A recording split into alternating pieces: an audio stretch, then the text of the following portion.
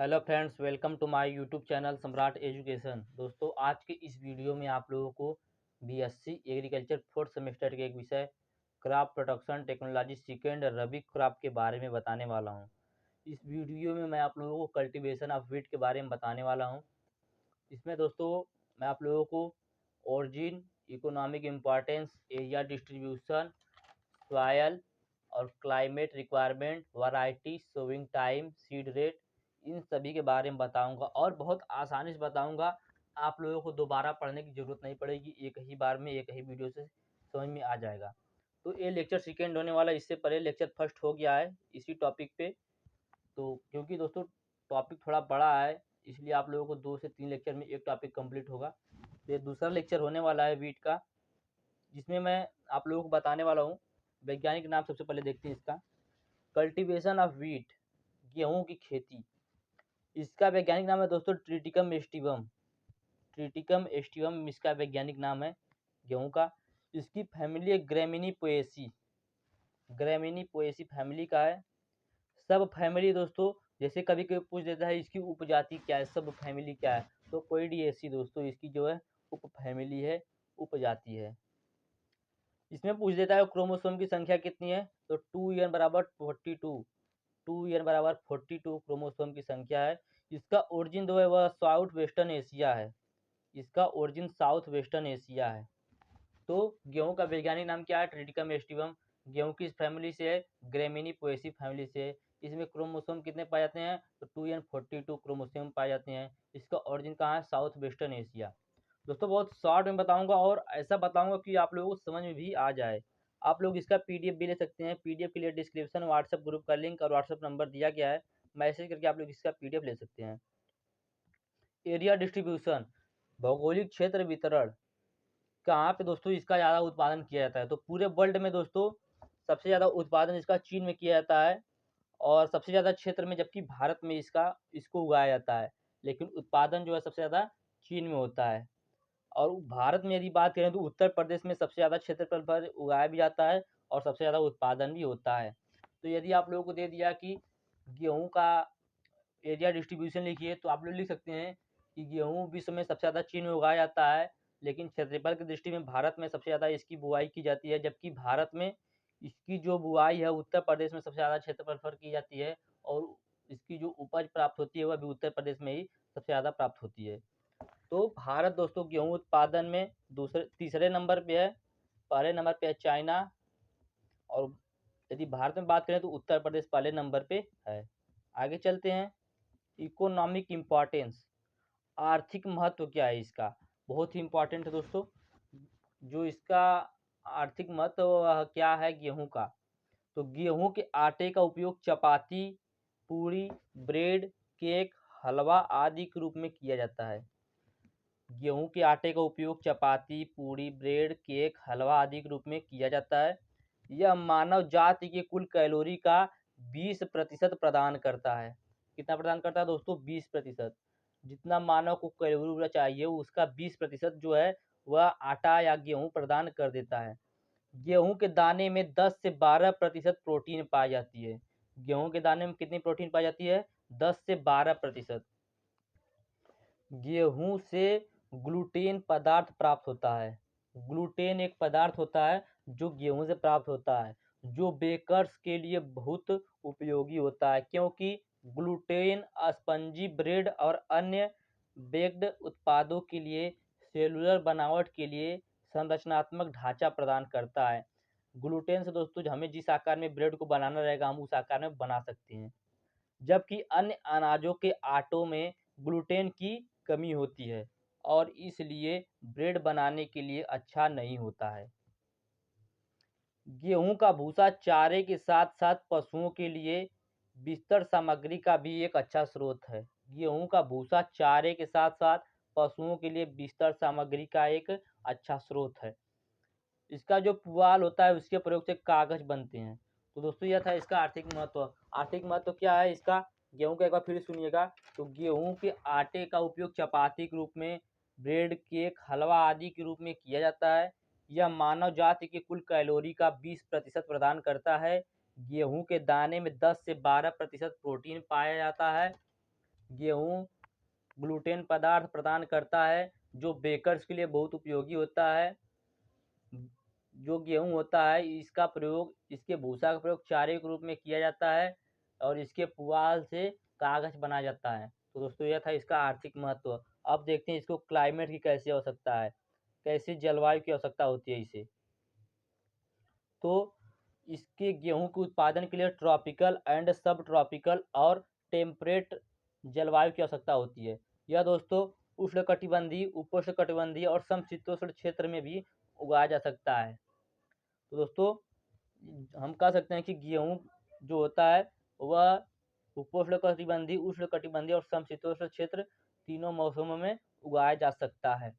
इसकी आदर्श अंकुरण के लिए आवश्यक अधिकतम तापमान जो है वह 20 से 25 डिग्री सेल्सियस तक होता है। इसकी आवश्यक आदर्श तापमान कितना होना चाहिए दोस्तों अंकुरण के लिए? 20 से 25 डिग्री सेल्सियस होना चाहिए। तो दोस्तों यह हो गया इसका क्लाइमेट। अभी मैं आप लोगों को एक बार फिर से सब बताऊंगा लेक्चर से, तो आप लोगों को जो क्लियर नहीं हुआ रहेगा वह क्लियर भी हो जाएगा। अब देखेंगे इसे कैसी मृदा की आवश्यकता होती है, कैसी मिट्टी की आवश्यकता होती है। तो अच्छी जल निकासी वाली उपजाऊ दोमट चिकनी मिट्टी वाली भूमि गेहूं के उत्पादन के लिए सर्वोत्तम होती है। जहाँ से दोस्तों अच्छी तरीके से जल निकासी हो सके, क्योंकि गेहूं को ज़्यादा पानी की आवश्यकता नहीं होती है। यदि ज़्यादा पानी भर देंगे खेत में तो गेहूं जो है सूख जाएगा। तो गेहूं की खेती के लिए अच्छी जल निकासी वाली उपजाऊ दोमट चिकनी मिट्टी वाली भूमि सर्वोत्तम होती है। अब देख लेते हैं इसकी वैरायटी कौन कौन सी है। बहुत ही इंपॉर्टेंट दोस्तों पूछ सकता है गेहूं की वैरायटी लिखिए। तो कल्याण सोना, WH 147 दोस्तों ये सब वैरायटी है। राज 1515, GW 496, GW 503, GW 190, GW 273, GW 322, GW 366, GDW 1255, Sonalika, GW 11, GJW 463, GW 89 और भी दोस्तों वैरायटियाँ हैं। हमने इतना ही लिया है। तो ये सब दोस्तों जो थी ये सब गेहूं की वैरायटियाँ हैं। जितना मैंने इतना आप लोग बताया, ये सब गेहूं की वैरायटियाँ, मुख्य वैरायटियाँ हैं। अब देख लेते हैं सोविंग टाइम क्या है, इसकी बुआई का उपयुक्त समय क्या है। तो अगेती बुआई का जो उपयुक्त समय है वह नवंबर का पहला सप्ताह है।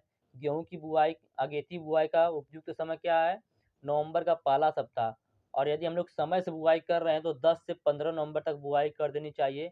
और यदि पछेती बुआई हो रही है तो पछेती बुआई का समय है 25 नवंबर से 15 दिसंबर तक। 25 नवंबर से 15 दिसंबर तक पछेती बुआई की जाती है गेहूं की। अब तो कुछ लोग जनवरी तक भी गेहूं की बुआई करते हैं, लेकिन यदि 25 नवंबर से 15 दिसंबर तक गेहूं की बुआई कर देंगे पछेती बुआई तो भी ज़्यादा कुछ प्रभाव नहीं पड़ेगा। अब देख लेते हैं सीड रेट। सीड रेट बीज दर, कितना बीज लगेगा कितना हेक्टेयर क्षेत्र में।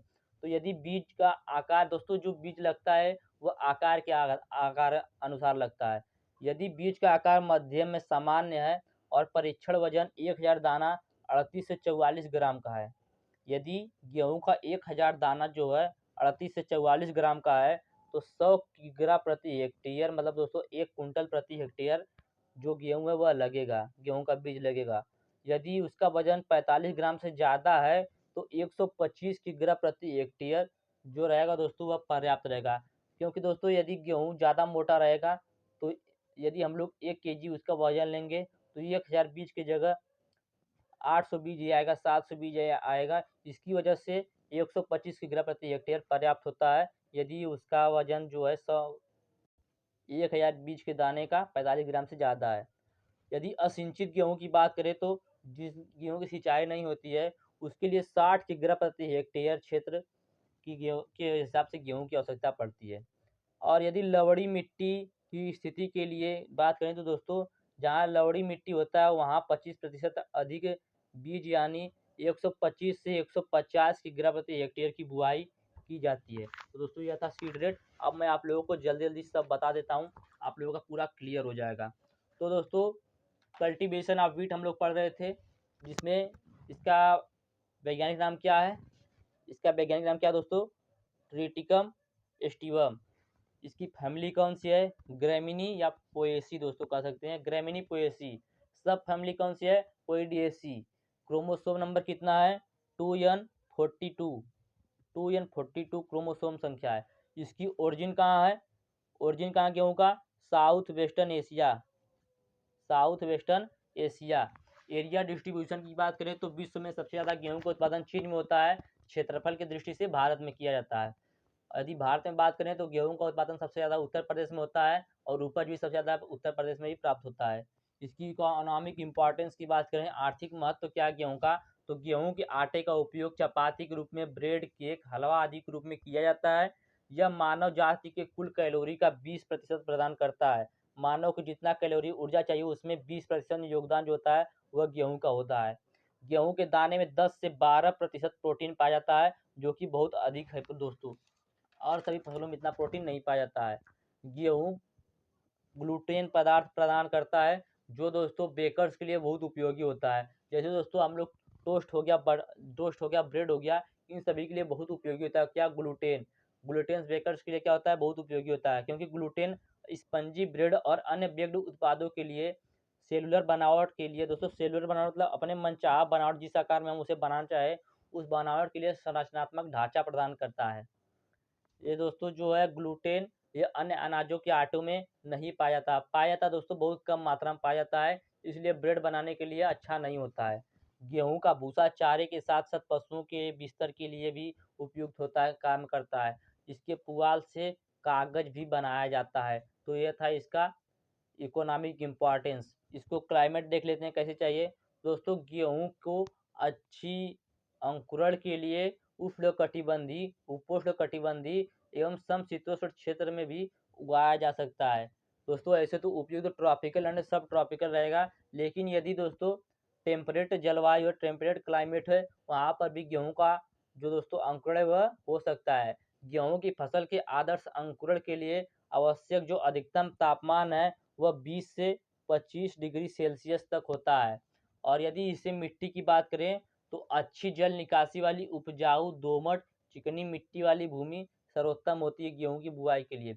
वैरायटी की बात करें तो कल्याण सोना, GW 120, GW 190, GW 273, GW 1255, Sonalika, GW 11, GJW 463, GW 89। तो दोस्तों ये जो वैरायटियां हैं बहुत ही मुख्य वैरायटियां हैं। मुख्य दोस्तों जो किस्म होती है वह किस्म है।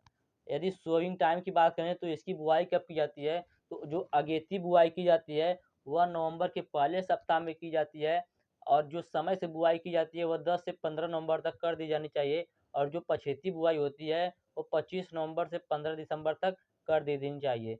यदि सीड रेट की बात करें तो दोस्तों इसका जो सीड रेट है, जो इसकी सीड की बुआई होती है वह वजन के आधार पर इसकी सीड रेट ज्ञात किया जाता है। यदि दोस्तों 1000 दाना जो है वह 38 से 44 ग्राम का है तो 1 हेक्टेयर क्षेत्र में 1 कुंटल गेहूँ लगेगा।